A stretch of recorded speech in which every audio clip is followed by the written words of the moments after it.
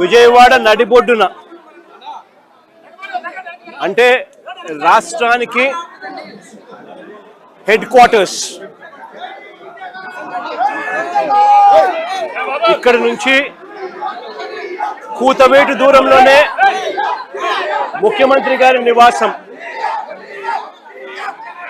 ఇక్కడే డీజీపీ కార్యాలయం, ఇక్కడి నుంచి కూతవేటు దూరంలోనే డీజీపీ కార్యాలయం, ఇక్కడే విజయవాడలోనే కమిషనరేట్, ఇక్కడే ఏసీబీ పరిధి, ఇదే పరిధిలోనే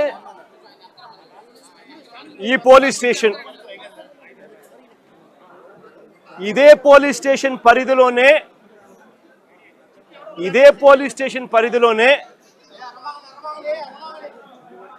ఈ తల్లి నా ముందరనే, నా పక్కనే ఉన్న ఈ తల్లి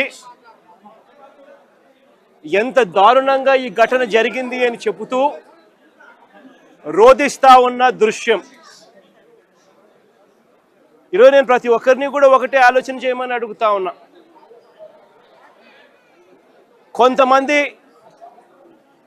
చంద్రబాబు నాయుడు గారు దగ్గరుండి ప్రోత్సహిస్తా ఉన్న కొంతమంది పోలీసుల వ్యవస్థలతో ఈ కొంతమంది చేసే ఈ కార్యక్రమాల వల్ల మొత్తానికి ఈ రాష్ట్రంలో పోలీస్ స్టేషన్లకి ఏదైనా అన్యాయం జరిగితే పోవడానికి కూడా ఎవరైనా కూడా భయపడే పరిస్థితిలోకి ఈరోజు ఈ రాష్ట్రంలో పరిపాలన సాగుతూ ఉంది. నేను అడుగుతా ఉన్నది ఒకటే, ఇదే పోలీస్ స్టేషన్ పరిధిలోనే, ఇదే పోలీస్ స్టేషన్ వేదికగా ఈ పోలీస్ స్టేషన్ పరిధిలో ఉన్న ఏసీబీ కార్యాలయం, ఈ పోలీస్ స్టేషన్ పరిధిలోనే కమిషనరేట్ కార్యాలయం, అంటే సిపి, ఏసీపీ, పోలీస్ స్టేషన్లో ఉన్న సిఐ అందరూ కూడబలుక్కొని డీజీపీ సైతం దీంట్లో ఇన్వాల్వ్ అయ్యి ఒకరినొకరు ఏ రకంగా ప్రొటెక్ట్ చేసుకుంటా వస్తూ ఉన్నారు, ఒకరినొకరు ఏ రకంగా వెనుకేసుకొని వస్తూ ఉన్నారు అని చెప్పడానికి నిదర్శనం ఇది. మే మాసంలోనే ఒక ఘటన కాదు, సాయిది ఒక ఘటన అయితే రెండో ఘటన క్రాంతి కుమార్ అనే పిల్లాడిది, రెండో ఘటన సూసైడ్. ఈ సూసైడ్ ఒకసారి వినండి, చూడండి.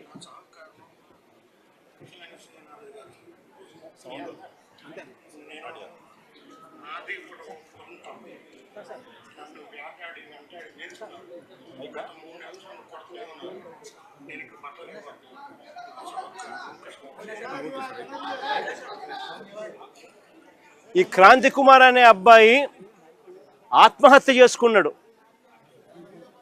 పలాని సిఐ, పలాని పోలీస్ స్టేషన్ పరిధి రోజు నన్ను కొడతా ఉన్నాడు, నేను తట్టుకోలేకపోతా ఉన్నాను, నా చావుకు కారణం తానే అని చెబుతూ మరణ వాంగ్మూలం ఇస్తూ తాను ఆత్మహత్య చేసుకున్న పరిస్థితి. అది మే మాసంలోనే మే 9వ తారీఖున సాయి ఘటన కూడా జరిగింది. మే 9వ తారీఖు నుంచి ఈ తల్లి తన కొడుకుకు జరుగుతూ ఉన్న అన్యాయమైన పరిస్థితిని చూడలేక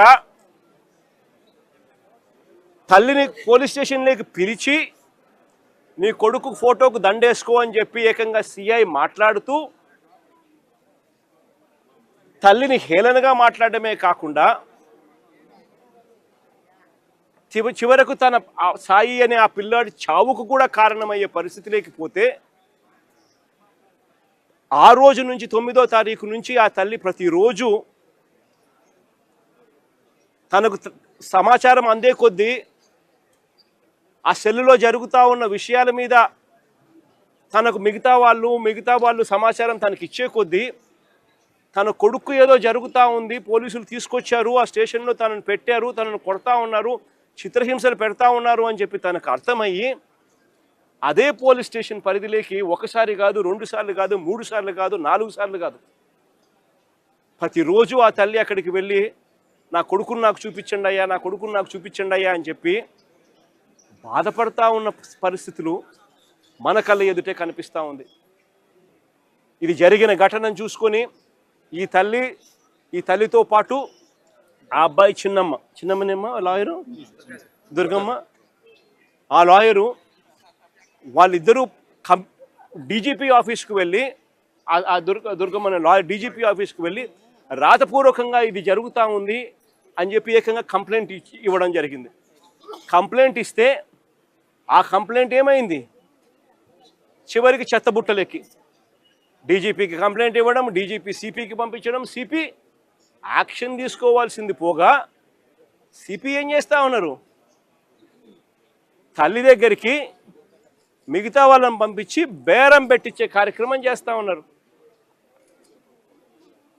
ఖచ్చితంగా ఏదో జరిగింది, నా కొడుకు ఏదో జరిగింది అని చెప్పి ఆ తల్లికి పూర్తిగా అర్థమై జూన్ 2వ తారీఖున హైకోర్టులో హీబియస్ కార్పస్ పిటిషన్ వేసి నా కొడుకును వీళ్ళు హత్య చేసినారు, నా కొడుకు కనిపించడం లేదు, నా కొడుకును దయచేసి నాకు చూపించండి అని చెప్పి తల్లి ఆవేదనతో పిటిషన్ వేసినారు.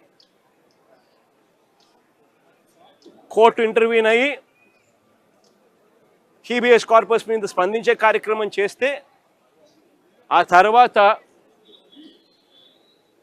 మనలాంటి వాళ్ళు అందరూ కూడా జరుగుతూ ఉన్న అన్యాయాన్ని చూడలేక అందరూ కూడా ఆ తల్లికి సపోర్టుగా నిలబడితే అప్పుడు గత్యంతరం లేక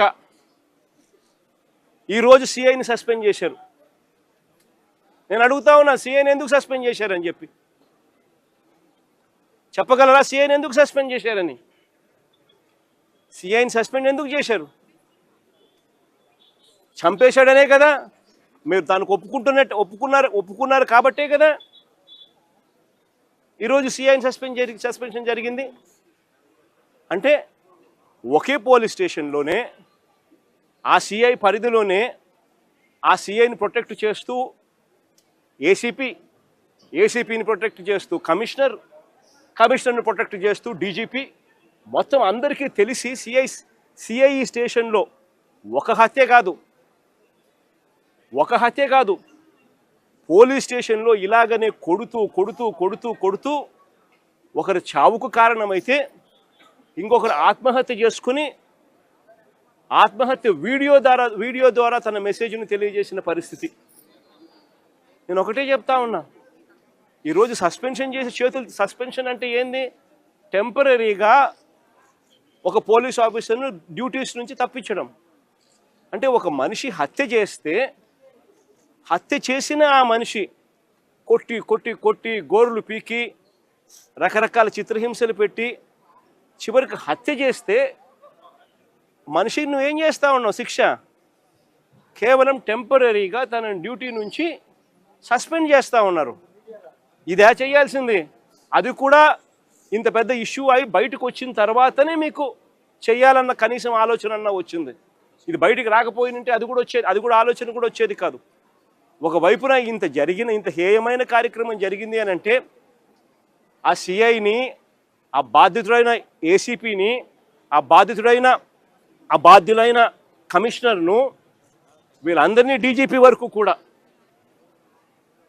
మర్డర్ కేసు ఛార్జ్ చేసి స్టేషన్లలో పెట్టాల్సింది పోయి కేవలం ఒక సిఐని టెంపరీగా సస్పెన్షన్. అంటే దాని అర్థం ఏంది? అందరూ పగడ్బందీగా కలిసికట్టుగా నేరం చేసి తూతూ మంత్రంగా కంటి తుడుపు చర్యగా కేవలం టెంపరీగా ఒక అధికారిని తప్పించినారు. ఇదా ఈ రాష్ట్రంలో మనం చూడాల్సింది? తప్పు చేస్తే ఆ పిల్లాడి వయసు ఎంత? 23 ఏళ్ళు. అంటే వీళ్ళంతా చిన్నపిల్లలే. ఏదో తెలుసో తెలియకో కొద్దో గొప్ప ఎవరైనా తప్పు చేసి ఉండొచ్చు. ఈ పిల్లాడైనా కానీ చేసిన తప్పుకు కోర్టులు ఉన్నాయి. కోర్టు ఈ పిల్లాడికి కోర్టు ఈ పిల్లాడిని ప్రొడ్యూస్ చేయమని చెప్పి సమన్ చేసింది. వీళ్ళు చేయాల్సింది ఏంది? ఆ పిల్లాడిని తీసుకొని రావడం, కోర్టుకు సబ్మిట్ చేయడం. అది పోలీసులు చేయాల్సింది. ఏం శిక్ష వేయాలి, ఆ పిల్లాడు చేసిన తప్పేంది, ఆ తప్పులో నిజం ఉందా లేదా అన్నది ఆర్గ్యుమెంట్లు జరుగుతాయి, నిర్ధారణ చేస్తారు. ఆ తర్వాత జడ్జు తనకు ఏ శిక్ష కరెక్ట్ అని చెప్పి అనిపిస్తే ఆ శిక్ష కోర్టు వేస్తుంది. కానీ ఇక్కడ కోర్టు పాత్రను ఏకంగా వీళ్ళే తమ చేతుల్లోకి తీసుకొని ఏకంగా ఇద్దరు పిల్లలు ఒకే నెలలోనే చనిపోవడానికి కారణమవుతా ఉన్న పరిస్థితులు ఈ రాష్ట్రంలో ఉంటే, ఇలాంటి పోలీస్ ఆఫీసర్లందరికీ కూడా వత్తాసు పలుకుతూ ఉంటే, ఈ సిఐ దగ్గర నుంచి, ఏసీపీ దగ్గర నుంచి, కమిషనర్ దగ్గర నుంచి, డీజీపీ దాకా ఇలాంటి వ్యక్తులకు ముఖ్యమంత్రి దగ్గరుండి కంటి తుడుపు చర్యల మాదిరి కేవలం ఒక చిన్న అధికారిని సస్పెన్షన్, టెంపరీగా ఉద్యోగం నుంచి సస్పెండ్ చేసే కార్యక్రమం మాత్రమే చేసే కార్యక్రమం జరుగుతూ ఉంటే ఇది ఎప్పటికీ ఫుల్ స్టాప్ పడుతుంది? ఇది ఫుల్ స్టాప్ పడాలి అని అంటే దీని మీద సిబిఐ ఎంక్వైరీ జరగాలి. ఎవరెవరు దీంట్లో ఇన్వాల్వ్ అయి ఉన్నారు అన్న సంగతులు బయటికి రావాలి. ఏకంగా ఒక పోలీస్ స్టేషన్ పరిధిలో ఇద్దరు చావులకు కారణమైతే ఆ పోలీసుల మీద మీరు ఎందుకు యాక్షన్ తీసుకోవడంలో ఇంత డిలే జరిగింది? చివరికి మీరు యాక్షన్ తీసుకుంది కంటి తుడుపు చర్యగా కేవలం సస్పెన్షన్ మాత్రమే, టెంపరీగా ఉద్యోగం నుంచి పక్కన పెట్టిన పరిస్థితులు మాత్రమే చేశారు అని అంటే దాని అర్థం ఇది ఒక్కరితో కాదు, ఇది ఒక సిస్టమేటిక్ పద్ధతిలో జరుగుతూ ఉన్న క్రైమ్ అని. ఈ క్రైమ్లో ఒకరు కాదు, ఒక సిఐ ఒకడే కాదు, ఈ సిఐకి పైన ఏసీపీ, ఏసీపీకి పైన కమిషనర్, కమిషనర్ పైన చివరికి డీజీపీ దాకా కూడా అందరూ ఇన్వాల్వ్ అయి ఉన్నారని కూడా ప్రస్ఫుటంగా కనిపిస్తూ ఉంది. కాబట్టి ఖచ్చితంగా సిబిఐ ఎంక్వైరీని ఖచ్చితంగా డిమాండ్ చేస్తూ ఉన్నాము. డిమాండ్ చేయడమే కాకుండా న్యాయ పోరాటంలో ఈ తల్లికి, ఆ చనిపోయిన ఇంకొక పిల్లాడి కుటుంబానికి న్యాయ పోరాటంలో వాళ్ళకు సంపూర్ణంగా తోడుగా వైఎస్ఆర్ కాంగ్రెస్ పార్టీ సంపూర్ణంగా వాళ్ళకు తోడుగా ఉంటుందని కూడా ఈ సందర్భంగా ఖచ్చితంగా తెలియజేస్తా ఉన్నాం.